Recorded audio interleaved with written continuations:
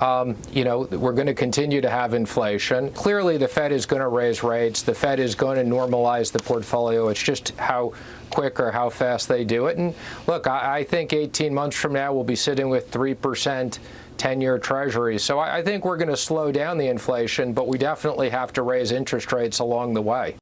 All right. That was former Treasury Secretary Steven Mnuchin yesterday on this show. Let's talk about it with former chair of the Council of Economic Advisors, Kevin Hassett, my dear friend. Happy New Year, Kevin, to Christy and your whole brood. So, Mr. Mnuchin kind of laid it out there. He also said the Fed is behind the 8 ball. He said the 10 years got to go to 3%. It's very interesting. And he used the word normalization, I guess, with respect to their portfolio.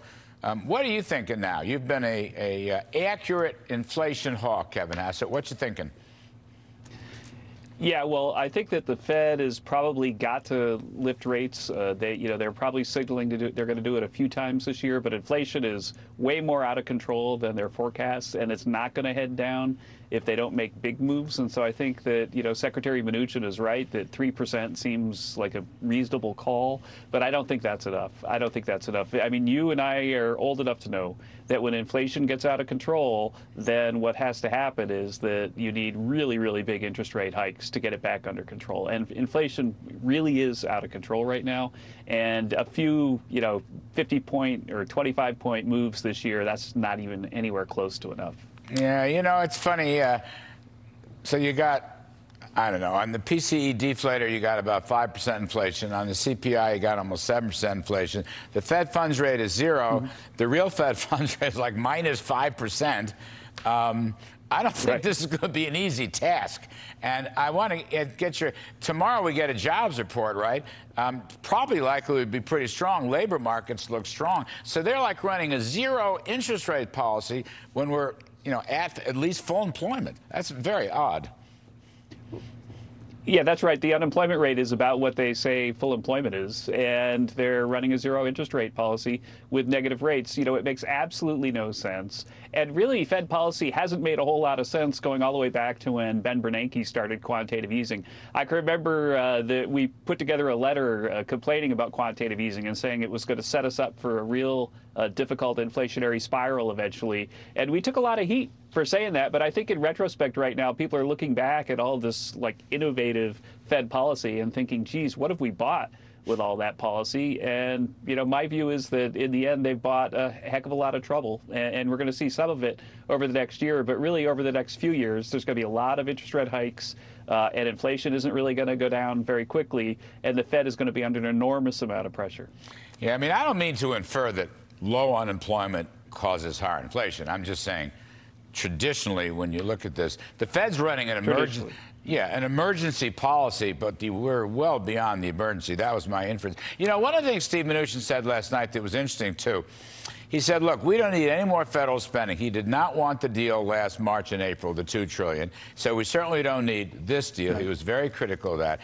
And he's very worried about debt, Kevin. And he, I don't know, I'm not usually the debt guy, but it's getting so bad. But Stephen said, debt is going to well exceed GDP nowadays. Sure. In fact, if you look at the amount of debt that we owe compared to our GDP, it's worse than it has been for most countries in the past that have ended up defaulting on their debt. Now, I'm not predicting that the U.S. is going to default, but the fact is that the U.S. is such a trusted country that people are willing to buy our debt even when we're kind of being super irresponsible. And so we are really, really out on a limb on debt. And I think Japan has been able to get out this far, but most countries can't even get close to this debt to GDP because people understand that when you get that high, there's going to be runaway inflation and maybe even a default. The runaway inflation we're seeing right now, I really am sure we're not going to have a default, but it's very concerning. And for the Biden administration to be coming out and proposing things that are going to expand that debt is really, really reckless, given that inflation is the #1 risk right now. And remember this, the American people recognize this. Their wages are not keeping up with inflation. They go to the gas pump, they go to the grocery store, they see how much that they're paying, and they're worse off than they were a year ago. If people run in the next election on if the Democrats run, are you better off now than you were 2 years ago, then there probably won't be a single one elected. The first shutout in modern history. Kevin, If Biden were to succeed, now we're saving America and we're killing the bill, which is great. But if they raise these tax rates on corporations and small businesses and individuals and cap gains and so forth, won't that make the inflation worse?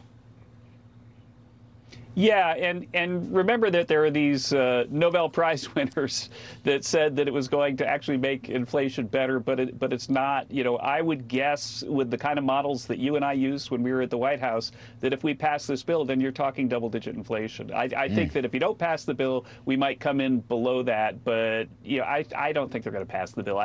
Senator Johnson was on before, and he said he wouldn't say that it's dead, and you're right to keep your your watch up and be vigilant, but I just think the bill is dead because there are a lot of moderate Democrats who have some economic common sense, believe it or not. They're not willing to speak up and stop the thing. They're letting Joe Manchin take the heat. But in the end, I can't imagine they would be that stupid to have the super inflation shot right when inflation is the highest it's been since the 70s.